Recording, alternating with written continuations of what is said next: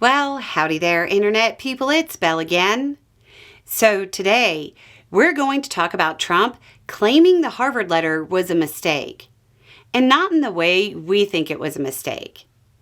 In a move that most are reading as Trump surrendering to Harvard, Trump administration officials are suggesting that the letter that sparked a massive confrontation between Ivy League schools and the White House was just a great big oopsie-daisy. According to reports, the April 11th letter that made a list of demands was unauthorized. This claim was made after Harvard publicly and forcefully rejected the demands. The letter was on official letterhead and was signed by Josh Grunbaum, the Commissioner of the General Services Administration, Sean R. Kevney, the Acting General Counsel of the Department of Health and Human Services, and Thomas Wheeler, the Acting General Counsel of the Department of Education. The response from a Harvard spokesperson was polite, with a hint of skepticism.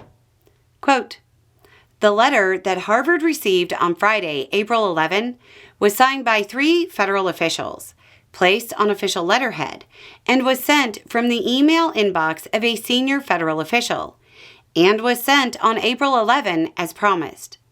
Recipients of such correspondence from the U.S. government, even when it contains sweeping demands that are astonishing in their overreach, do not question its authenticity or seriousness." They went on, quote, "It remains unclear to us exactly what, among the government's recent words and deeds, were mistakes, or what the government actually meant to do and say. But even if the letter was a mistake, the actions the government took this week have real-life consequences on students, patients, employees, and the standing of American higher education in the world." If the current explanation from White House insiders is to be believed, it presents us with a pretty unique question.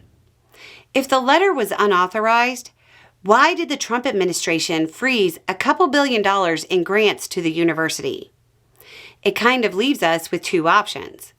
Either people in the White House are routinely acting without Trump's authorization, and the administration is so afraid of admitting a mistake, it will back up things done without authorization. Or the whole thing about it being unauthorized is just a pretext to back down from a fight they might not be able to win. What's possibly more interesting is that the administration seems to be trying to blame Harvard for believing the letter. A White House strategist, May Mailman, is reported to have said, quote, "It was malpractice on the side of Harvard's lawyers not to pick up the phone and call." Since the letter they claim was unauthorized, that threatened to end the financial relationship between the federal government and Harvard was sent, the Trump administration has kind of started following through with the threat, freezing funding and threatening to yank the prestigious university's tax-exempt status. So, I guess we'll see next week how the Trump administration acts, and that'll be the clue we need to determine what happened and where it goes from here. Anyway, it's just a thought. Y'all have a good day.